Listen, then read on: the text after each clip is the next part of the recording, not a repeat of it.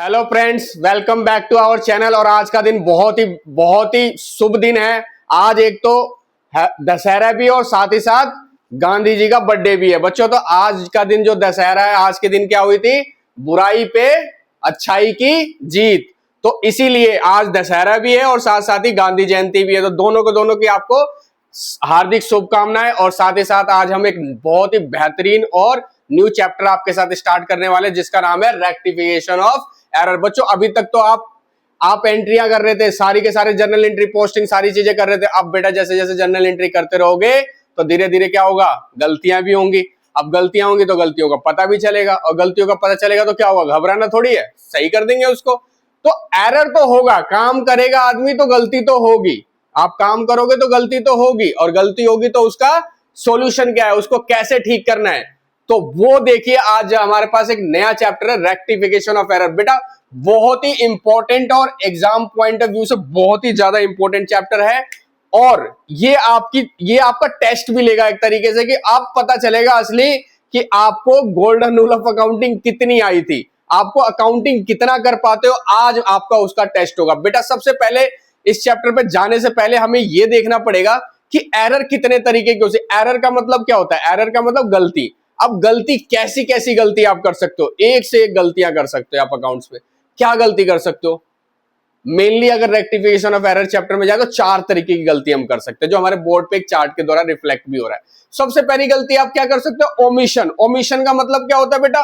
भूल गए। ओमिशन का मतलब क्या है? भूल गए। कोई ट्रांजेक्शन रिकॉर्ड ही करना भूल गए। वाह जी, कोई ट्रांजेक्शन आया, आपके बॉस आया, बॉस ने आपको बोला कि बेटा ये परचेज का बिल रिकॉर्ड कर दे, आप भूल गए, परचेज का रिकॉर्ड ही करना भूल गए। एक बात बताओ, अगर आप परचेज का ट्रांजेक्शन रिकॉर्ड करना भूल गए तो क्या ट्रायल बैलेंस मैच होगा? गलती पता चलेगी? अरे जब भूल ही गए तो हमने ना डेबिट करा ना क्रेडिट करा।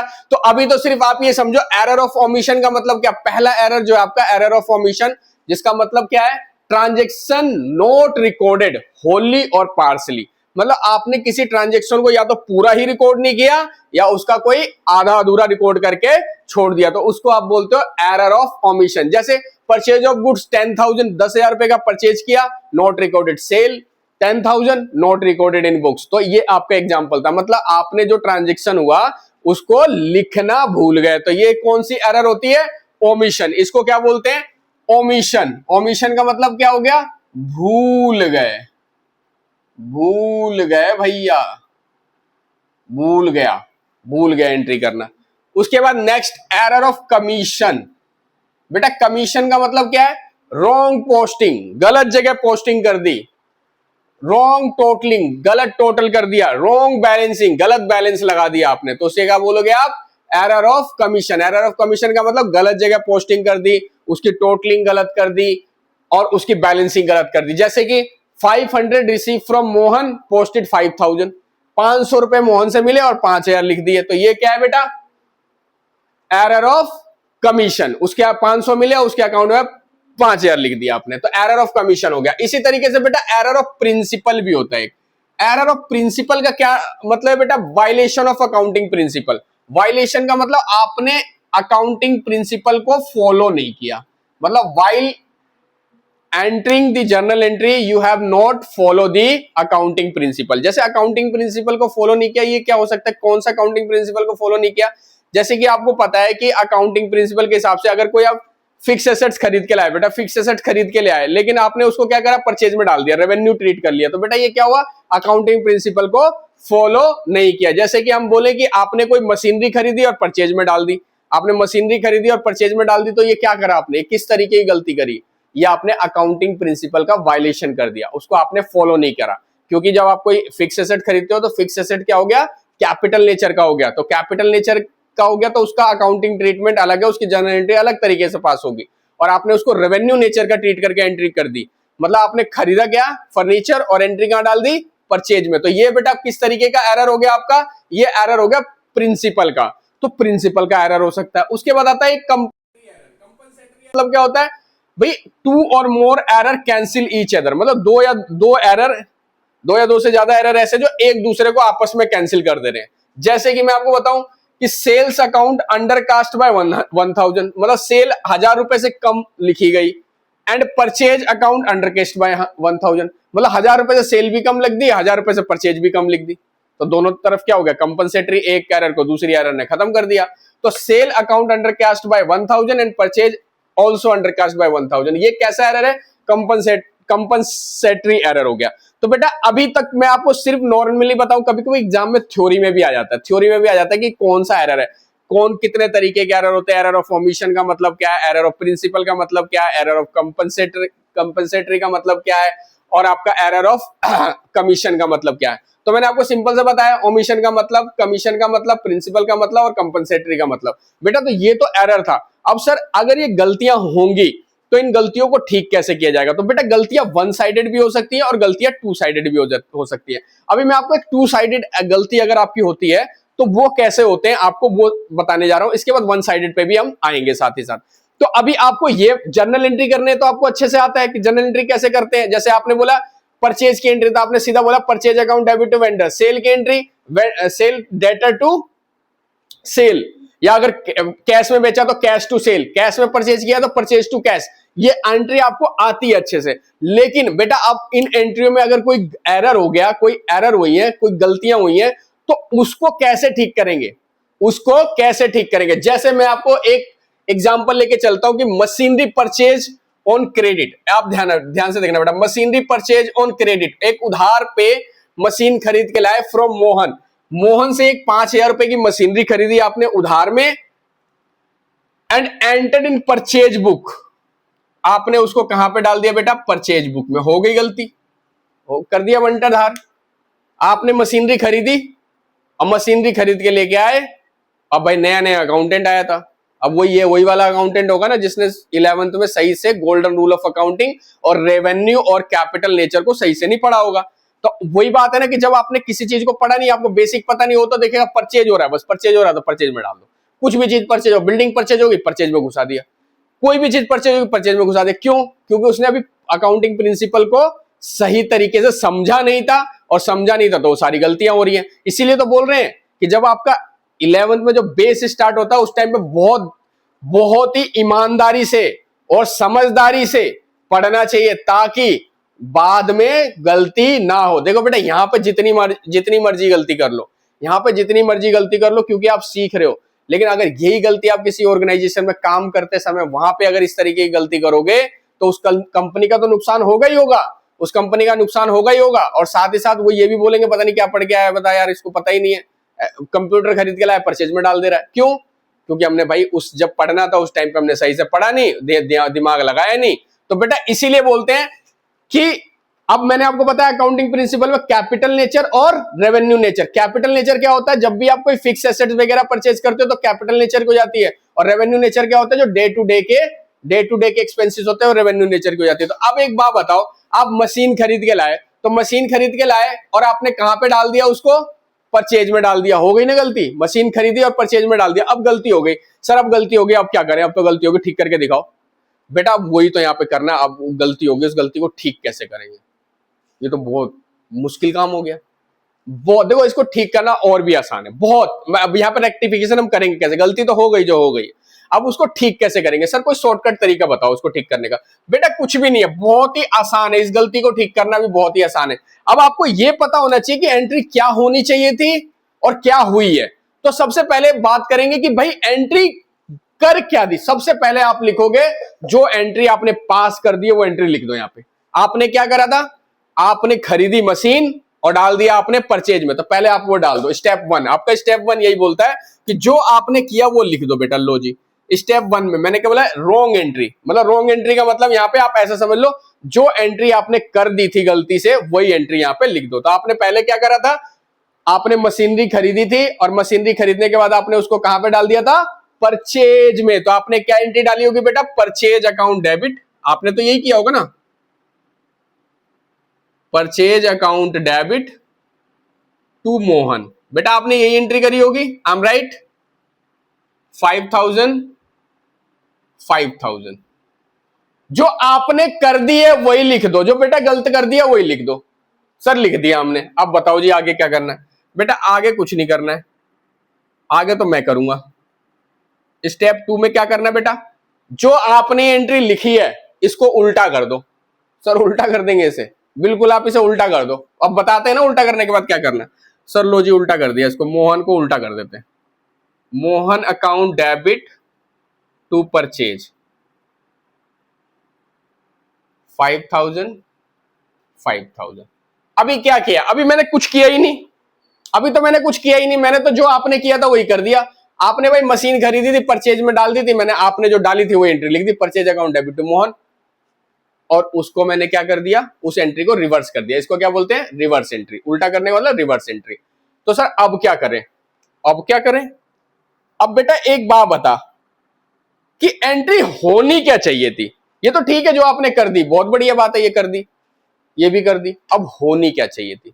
सर हम खुद गलती करेंगे और खुद ही ठीक करेंगे। बेटा अब जिसने गलती करी उसको तो पता नहीं था, अब जिसने चेक करी है उसको पता चला कि ये गलतियां हुई है, तो वो ठीक करवाएगा ना आपको।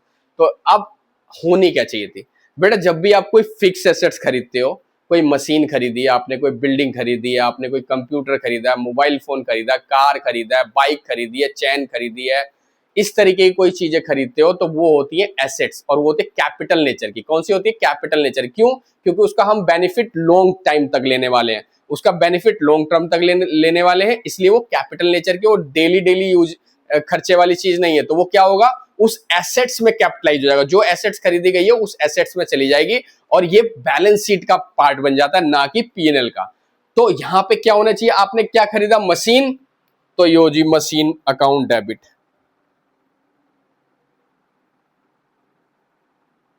टू किससे खरीदी है? मोहन से। तो ये एंट्री होनी चाहिए थी। सर ये तो बहुत ही आसान एंट्री है, अकाउंटेंट ऐसी गलती कैसे कर सकता है? बेटा ये अकाउंटेंट गलती ऐसी करता है, क्यों करता है ऐसा? अकाउंटेंट नशे में बैठा हुआ था। अब नशे में बैठा था, नशे में उसने ये एंट्री डाल दी, या उसको पता ही नहीं है, पता नहीं कहां से अकाउंटिंग करके आया, क्या सीख के आया, पता नहीं। जो भी मान लो कि अकाउंटिंग ने गलती कर दी, तो गलती कर दी, तो अब आपको बोला गया आप ठीक करके दिखाओ। तो आपने क्या करना? जो अकाउंटेंट ने गलती करी थी वो एंट्री लिख देना। आपको ठीक करने, आपको मौका दिया है ठीक करने का, तो जो अकाउंटेंट ने गलत एंट्री कर दी थी उसी एंट्री को लिख देना कि उसने, अकाउंटेंट ने किया क्या था। उसने purchase account debit to Mohan मतलब परचेज में डाल दिया था, आपने वो एंट्री लिख दी। उसके बाद इस एंट्री को रिवर्स कर देना, इस एंट्री को रिवर्स कर देना, उल्टी कर देना। उसके बाद तीसरे स्टेप में बेटा करेक्ट एंट्री जो होनी चाहिए, जो आप तो बहादुर बेटा हो ना, आपको पता है कि क्या एंट्री होनी चाहिए थी। अभी जो आप बहादुर हो, आपको पता है सारी चीजें कि क्या होनी चाहिए, तो आप यहाँ पे करेक्ट एंट्री लिख दोगे। सर ये तो बहुत सिंपल हो गया। अब जी आओ जी, रेक्टिफाइंग एंट्री लिखते हैं, स्टेप 4। लो जी इन दोनों को देखो, मोहन हो गया क्रेडिट और यहां हो गया मोहन डेबिट। ये तो सर कट गए, ये तो कट गए, मर गए दोनों। देखो, एक मोहन डेबिट, एक मोहन क्रेडिट, मोहन से मोहन गया, मोहन से मोहन गया। अब एंट्री क्या बन गई? अब machine account debit, machinery account debit to purchase 5,000 5,000। ये है रेक्टिफाइंग एंट्री। बेटा बहुत आसान, दुनिया का सबसे आसान जो कोई चीज है वो है रेक्टिफिकेशन ऑफ एरर। मैं आपको ट्रूली बता रहा हूं, सबसे दुनिया का आसान जो चैप्टर बनाया गया ना वो रेक्टिफिकेशन ऑफ एरर है। देख रहे हो कितना आसान था, कुछ भी नहीं करना था। अब सर ये इतने स्टेप बाय स्टेप लिखेंगे क्या एग्जाम में? बेटा कुछ नहीं लिखना है, ये तो समझाने के लिए बता रहा था, एग्जाम में कुछ लिखना ही नहीं है, स्टेप भी नहीं लिखना।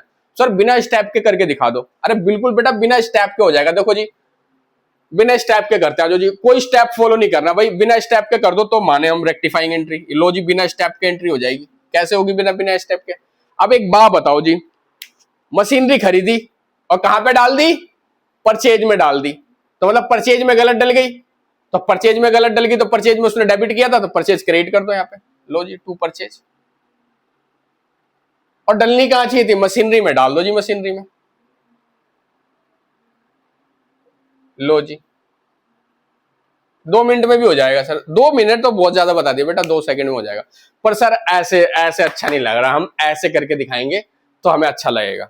बेटा ऐसे ही करके प्रैक्टिस करना है, ये प्रैक्टिस करना है। जब प्रैक्टिस हो जाएगी तो ऐसे करना है, जब प्रैक्टिस हो जाएगी तो ऐसे करना है। स्टेप्स में आपको इस तरीके से स्टेप फॉलो करने हैं, और जब प्रैक्टिस हो जाएगी तो ऐसे करना है। अब मैं सर एक दूसरी एंट्री करके दिखाओ। ये तो आपने आसान वाली कर दी, कोई बढ़िया टफ सी एंट्री करके दिखाओ ना, तब माने हम। डबल साइडेड एंट्री, बड़ा डबल साइडेड एंट्री कर रहे हो, आओ जी, लो जी डबल साइडेड एंट्री और ले आते हैं, बताओ जी। लो भाई, अब बच्चे बताएंगे मेरे। Purchase motor car, motor car नहीं लेते, ट्रक लिख देते, purchase truck ₹10 lakh from Sachin.